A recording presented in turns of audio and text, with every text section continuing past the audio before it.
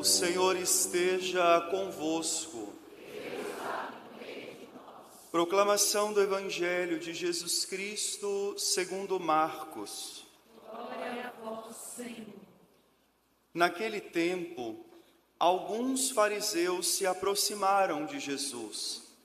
Para pô-lo à prova, perguntaram se era permitido ao homem divorciar-se de sua mulher. Jesus perguntou: o que Moisés vos ordenou? Os fariseus responderam: Moisés permitiu escrever uma certidão de divórcio e despedi-la. Jesus então disse: foi por causa da dureza do vosso coração que Moisés vos escreveu este mandamento. No entanto, desde o começo da criação, Deus os fez homem e mulher. Por isso, o homem deixará seu pai e sua mãe, e os dois serão uma só carne. Assim já não são dois, mas uma só carne. Portanto, o que Deus uniu, o homem não separe. Em casa, os discípulos fizeram novamente perguntas sobre o mesmo assunto. Jesus respondeu: quem se divorciar de sua mulher e se casar com outra, cometerá adultério contra a primeira. E se a mulher se divorciar do seu marido e casar com outra, cometerá adultério. Depois disso, traziam crianças para que Jesus as tocasse, mas os discípulos as repreendiam. Vendo isso, Jesus se aborreceu e disse: deixai vir a mim as criancinhas, não as proibais, porque o reino de Deus é dos que são como elas.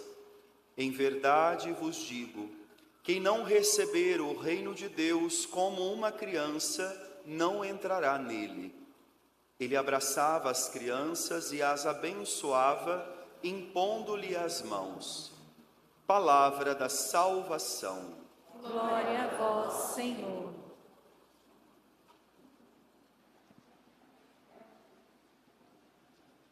Meus queridos irmãos e minhas queridas irmãs, neste 27º domingo do tempo comum, a liturgia nos permite refletir um pouco acerca do matrimônio. Dado o evangelho que nós agora acabamos de ouvir, quando os fariseus levam para Jesus uma pergunta acerca do divórcio. E a primeira leitura que nós ouvimos, nós percebemos também Jesus fazendo referência a ela no Evangelho, mas a primeira leitura de hoje do livro do Gênesis, vimos aquilo que é o projeto de Deus ao criar o homem e a mulher. Eu vou começar com o Evangelho, com essa introdução que nós tivemos.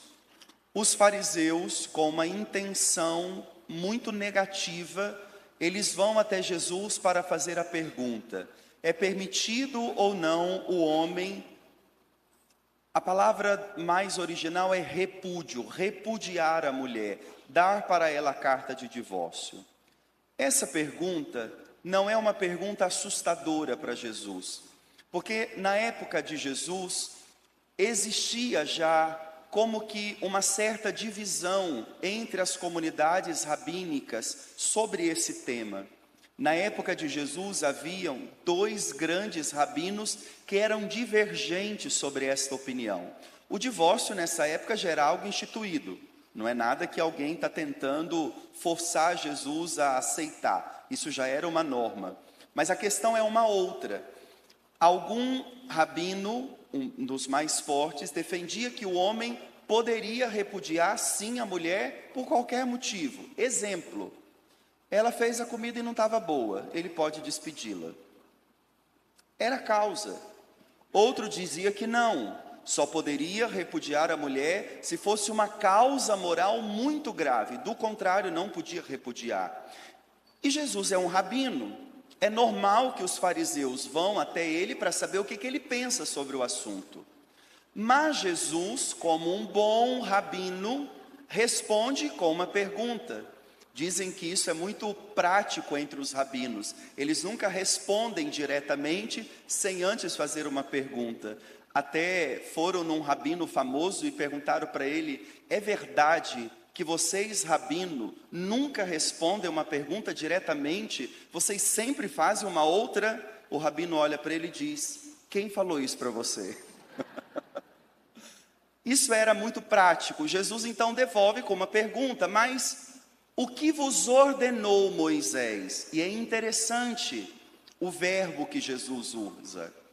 Qual é o mandamento de Moisés? Qual é a ordem que Moisés deu? A hora que eles respondem, eles não falam de ordem, de mandamento. Eles dizem: Moisés permitiu. Não é isso que Moisés fez. Moisés não permitiu coisa nenhuma. Moisés deu um mandamento para eles. Vamos entender isso, porque senão nós vamos achar que Moisés disse que eles podiam divorciar-se. E Moisés não fez isso. A questão era a seguinte: nessa sociedade judaica de origem patriarcal, onde o homem tinha um poder demasiado, a ponto que ele podia fazer isso que eu acabei de exemplificar. Se ele não agradava da mulher, ele dizia para ela: pode ir embora. Mas era um detalhe: a sociedade era patriarcal.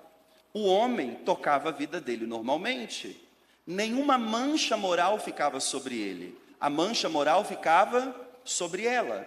Mas não era só uma mancha moral de dizer: essa daí era casada, agora ela está divorciada. Não era isso.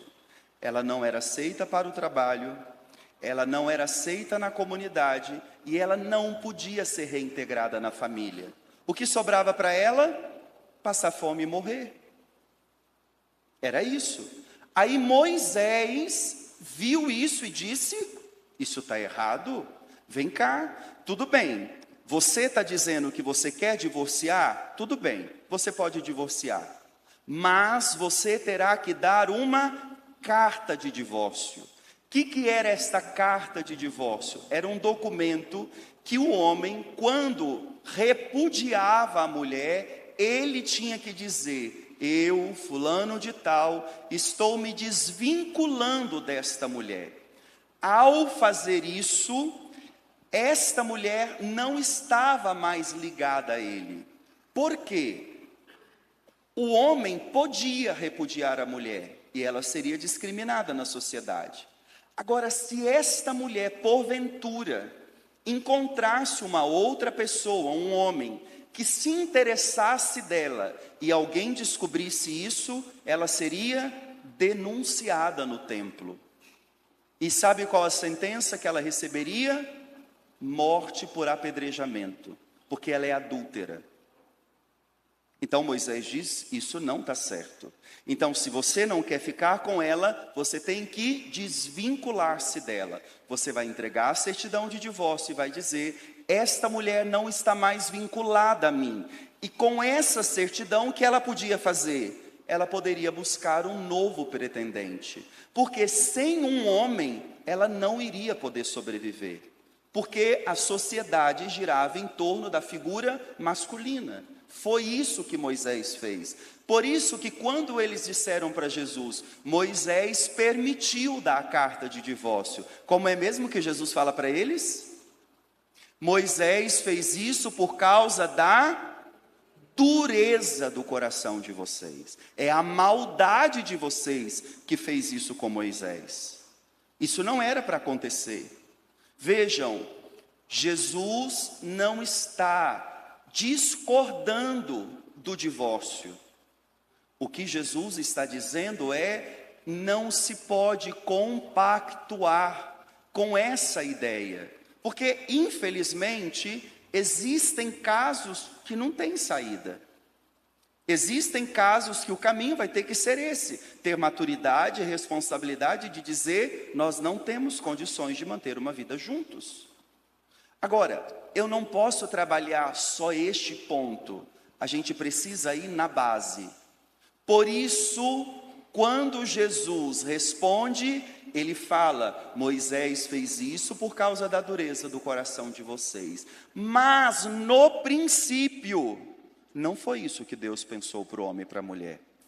Agora, gente, preste atenção. Quem é Jesus? Jesus é Deus, não é isso? Jesus é Deus.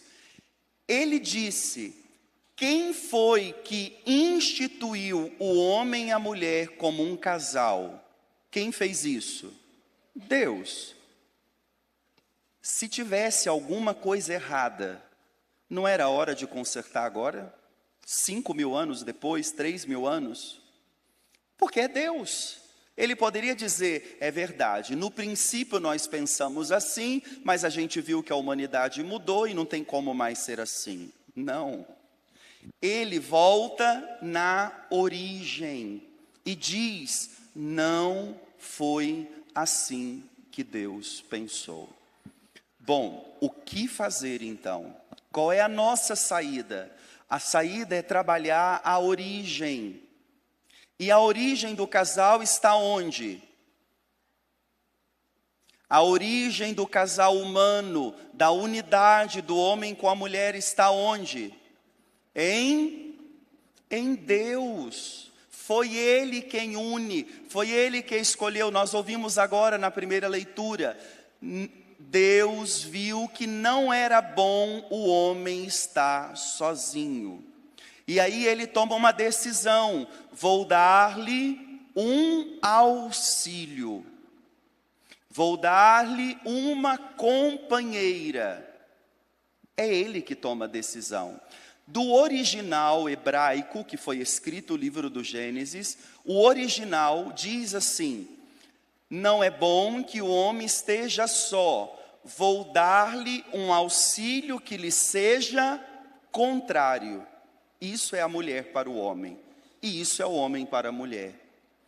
A mulher é um auxílio contrário ao homem, e o homem é um auxílio contrário à mulher. Contrário, sim, porque nós somos impotentes enquanto criaturas humanas. Nós não somos autossuficientes, nós não nos bastamos. Nós precisamos do outro. Deus faz o homem um ser necessitado e coloca do lado dele para auxiliá-lo a mulher.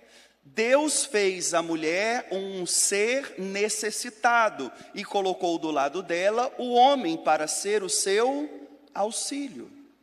Por isso, do latim, vou dar-lhe uma companheira. Do latim é companis, aquele com quem eu como o pão. Quantos dias da vida? Até a hora da morte. E é aqui que nós temos problema. Não é decidir, vou casar. Isso o povo faz com uma facilidade tremenda. O problema é a constância da fidelidade. E cada dia que passa, isso está mais deteriorado. Porque a nossa sociedade hoje, com base na família, os meios que temos, não nos preparam mais para decisões profundas. Tudo é superficial, tudo é efêmero. O que queria ontem, hoje eu já não quero mais. Acordo de um jeito e durmo do outro. Sonhei tanto com uma coisa, a hora que eu coloquei a mão, eu falei: larga para lá. Olha, com coisas tudo bem, mas com vidas não se trata assim. Não se vive assim, e as pessoas não conseguem mais fazer a diferenciação disso, de coisas e pessoas. Então, se traz um dilema dentro de si: enquanto te faz bem, tá bom demais. No dia que tiver mais difícil, larga a mão. A ponto que tem coragem de dizer: nós vamos casar, mas se não der certo, larga a mão, cada um separa e vai viver sua vida. Não funciona desse jeito. Porque o casamento não é um contrato que você assina. O casamento é uma decisão que você toma para a comunhão da tua vida. Por isso, aonde que tem que começar a coisa? A pergunta fundamental que um casal que está caminhando para um noivado, para um futuro casamento, a pergunta que eles precisam fazer 1, 2, 4, 10 vezes para Deus, qual é? Aqui acabamos de ouvir no Gênesis: Senhor, é esta a companheira que o Senhor criou para mim? Senhor, é este o companheiro que o Senhor disse que iria criar para mim? Os casais não fazem isso. Eles vão com base nas escolhas deles. Só que nós não enxergamos um palmo na frente do nariz. Nós não sabemos o que vai ser o dia de amanhã. Por isso, não é suficiente o seu gosto. Não é suficiente o que te agrada ao olhar. Porque tudo isso passa. Quantas situações nós vemos que não vão para frente porque ficaram presos ao externo, aquilo que agradava, e no outro dia não agrada mais. Porque é muito difícil para dar conta de um casamento.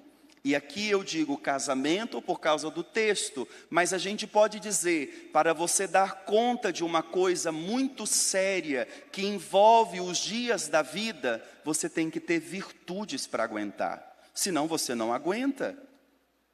E os nossos jovens estão indo para o casamento sem nunca terem pensado nisso. Virtude da paciência. Virtude da renúncia. Virtude da fidelidade, manter-se fiel a uma pessoa. Me desculpa dizer isso para vocês, mas tem gente que não é saudável para isso. Ele não consegue, ele tem que primeiro passar por um tratamento para conseguir isso. E quem é que verifica essas coisas? Aí depois diz, ai, Deus não me ajuda. Não é uma questão de Deus te ajudar, meu filho. É uma questão que tem coisas que você passa, como diz, o carro na frente dos bois, não pode. Por isso tem um tempo de namoro, noivado e depois casamento. Não conhece ontem e amanhã nós já estamos morando junto. O povo hoje faz test drive primeiro. Não, vamos morar junto para ver como é que se vai dar certo. Depois a gente casa. Presta atenção, não vai dar certo, porque só pode ficar junto quem contém o elemento máximo. Quem faz uma pessoa suportar a outra é o amor de Deus, porque se é o nosso, tem dia que a gente já acorda com as energias esgotadas, a gente voa no pescoço. Nós vemos isso toda semana na TV. A gente fala, o mundo está perdido. Não está, isso é o ser humano. Um ser humano que não é trabalhado na graça de Deus, um ser humano que não se prepara nas virtudes, ele faz isso. Isso não é novidade. A primeira família humana, um irmão matou o outro. Por que esse escândalo? Se nós não entendermos que precisamos de uma graça de Deus, nós não conseguimos ser felizes. Agora, viu o que Jesus disse, o que Deus disse? Não é bom que o homem esteja só. Nenhum de nós fomos criados para isso. Sócrates já dizia, o homem não é uma ilha para que viva só. A solidão faz mal, porque nós viemos de um Deus que é comunidade. Não tem como, você precisa de alguém. Agora, o problema é que a gente acha que nós vamos ser o bom da boca a vida inteira, e não é verdade. Não é verdade. Por isso você tem que preparar a história da sua vida e escolher bem quem é que vai viver com você, quem vai envelhecer com você, quem vai cuidar de você e de quem você vai cuidar amanhã. Parece que não está tendo tempo mais para isso. Porque, gente, o problema não é segunda união.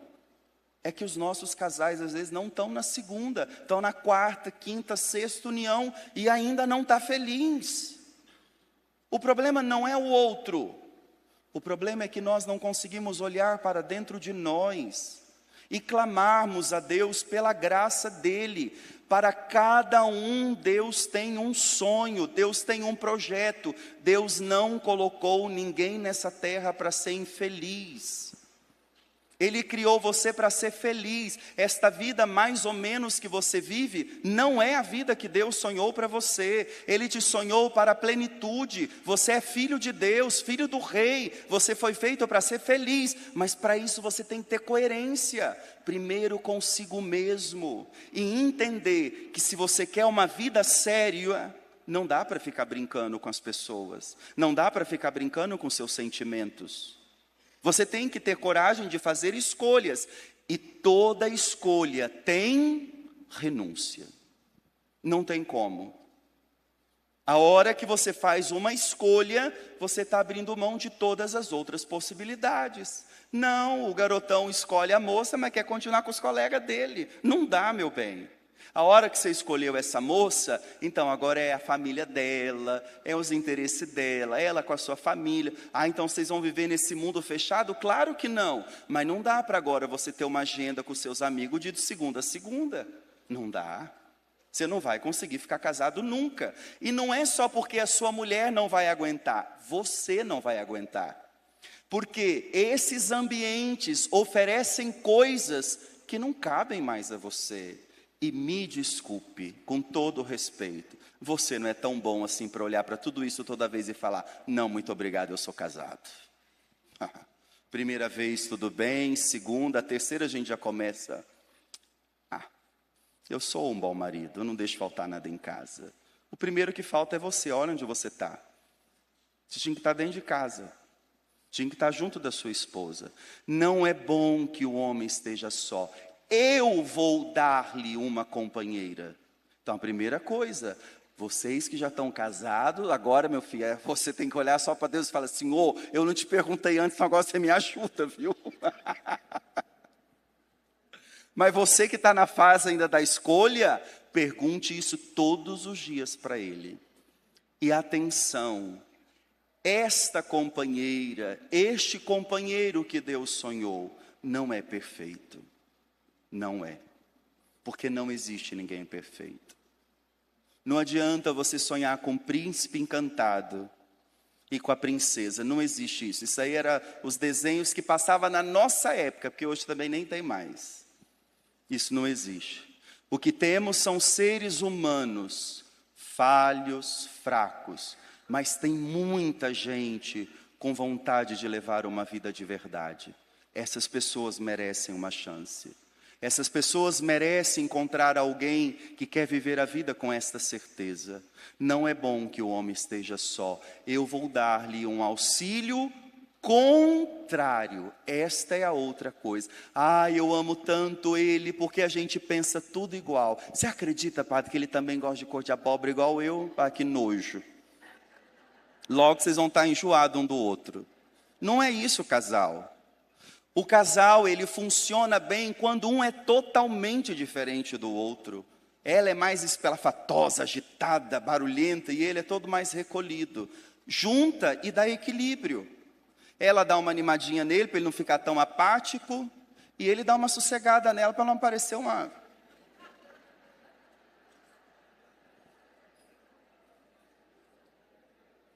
uma moça agitada. Equilíbrio.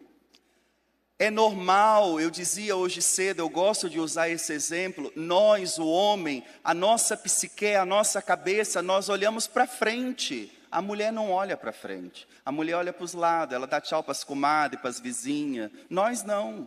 O exemplo mais prático que eu gosto de usar é o do supermercado. A mulher está em casa, aflita, fazendo as coisas, a hora que foi lavar a roupa, viu que faltou o sabão em pó. Ela disse, bem, corre lá e pega o sabão em pó. Ele vai, com raiva, mas vai. A hora que ele põe o pé no supermercado, ele já vê aquele moço com o jaleco, posso te ajudar? Ele, moço, onde fica o sabão em pó? Ele fala, é aqui. Ele vai lá e pega o sabão em pó e vai embora. Fala para ela ir buscar o sabão em pó. A hora que ela está chegando de volta em casa, ela já liga, bem, desce para você me ajudar. Fala, te ajudar? Mas o que aconteceu? Vem me ajudar. Fala, mas você não foi? Vem me ajudar. A hora que ele olha, ela está carregada de sacola. Fala, meu Deus, o que você fez? Você não foi? Mas a carne hoje estava na promoção, eu já trouxe. E hoje chegou umas frutas fresquinhas, você acha que eu ia deixar? É a mulher, ela olha para os lados, ela entra no supermercado, ela nem lembra que ela foi pegar sabão. Ela passa em todas as sessões. Aí você chega em casa, ela chega, você quer matar, não pode. Você tem que ir com calma, respirar e falar, calma, é só a cabeça de uma mulher. Só que se você for ver, claro, tudo é com equilíbrio, né? Não pode ser desequilibrado. Mas se você ver, foi uma bênção. Porque ela viu coisas que amanhã iria faltar e hoje estava com preço melhor, ela já trouxe. Você não, você vai lá todo dia se deixar. E compra o mais caro, porque só vai buscar aquilo que está faltando. Ela faz o meio de campo em casa. Por isso que ela é dada mais para esse serviço da comunhão. A mulher, é dela isso. Ela fala com o filho quantas vezes? 20, 30, 40. Quando ela está esgotada, qual é a sentença que ela dá? Eu vou chamar seu pai. Pronto, resolve o negócio. Aí ela vai ficar complexada porque o menino obedece e o pai não obedece ela? Não. O menino sabe que a voz de comando está com o pai, não é com a mãe. A mãe faz o meio de campo para o pai chegar e executar. Agora ele vai achar que ele é o todo-poderoso? Ele não é nada. Se não fosse o trabalho dela, ele seria odiado pelo filho. Porque o filho iria ver ele como um ditador. Quem conserta isso? É ela, é a mãe. Se os dois entendem isso, antes de tomar a decisão com os filhos, o que eles fazem? Eles colocam na mesa a visão que cada um tem.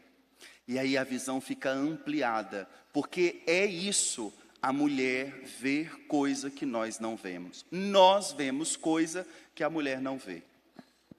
A mulher chega na igreja, ela olha para tudo, vê como é que está o arranjo, a toalha, por que o padre mexeu na vela, a roupa que o padre usou hoje. O homem não sabe nem o que está acontecendo. Ele veio para a missa e está tudo bem. Aí ela cutuca e fala, você viu o quê? Olha lá, o quê? Olha lá, o quê, pelo amor de Deus? Aí você tem que falar, ó, está à sua esquerda, terceiro do banco, está com o cabelo desse jeito. Aí a gente acha. Isso é magnífico. Isso não é erro. Isso não é defeito, isso é graça. A hora que isso se soma, nós temos uma família estruturada. E sabe o que isso faz na prática? Isso dá consistência aos filhos. Porque tem uma voz que aconchega e tem uma voz de comando. Isso dá equilíbrio dentro de nós. Com isso eu não estou dizendo que não funciona a família onde a mulher tem que fazer isso e onde o homem tem que fazer isso sozinho. Tem que trabalhar mais. E a conta, quem vai ter que pagar? Os filhos. Porque nós fomos criados para isso. Para ter esta figura materna e esta figura materna. Isso é a família.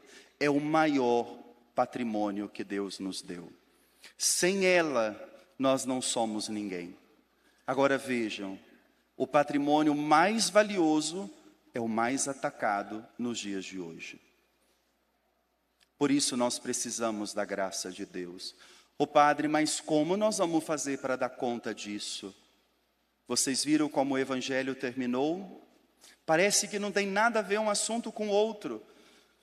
Jesus chega em casa, os apóstolos fazem a pergunta e querem trazer as crianças. E os discípulos querem proibir. Jesus diz, não proibais. Porque quem não tornar-se como uma dessas crianças, não terá parte no reino dos céus. A hora que as crianças chegam, o que Jesus faz? Jesus abraça. Sabe o que isso quer dizer? O casal tem que ser como esta criança, que deixa Deus abraçá-los, sobretudo nos momentos de dificuldade de vocês. Se vocês não deixarem Jesus abraçá-los, se vocês não deixarem Jesus impor as mãos e abençoá-los, vocês tentarão fazer com as forças de vocês e vocês não vão conseguir. Só pode permanecer unido aquilo que é tocado pelo fator de comunhão que é Deus.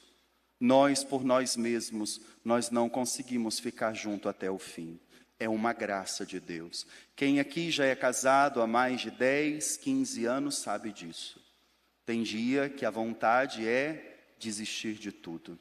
Isso não é só você. Qualquer compromisso que implique uma vida toda, a gente passa por isso. Eu passo por isso. Tem dia que eu olho e pior ainda, hein? Eu falo, não fui eu que escolhi esse povo. Me ajuda. Ele ajuda. Se eu tentar fazer com as minhas forças, eu desisto. E no final, quem vai sofrer? Eu, porque minha vida é essa. Se você tentar fazer com as suas forças, você não consegue. E quem vai sofrer? você, porque Deus escolheu isso para a sua vida. Por isso, irmãos e irmãs, nós não podemos desistir. Tem um Deus que está pronto para nos abraçar, para nos abençoar. Nós só precisamos ter a humildade das crianças e dizer a eles: Senhor, está difícil para a gente, nos ajude.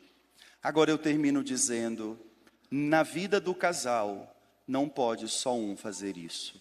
Tem que fazer os dois. Padre, mas meu marido não vem. Padre, mas minha mulher não vem. Ainda não vem. Eu tenho certeza que se você der um bom testemunho de cristão e dobrar os seus joelhos no chão, Deus vai honrar você com a sua família dentro da igreja.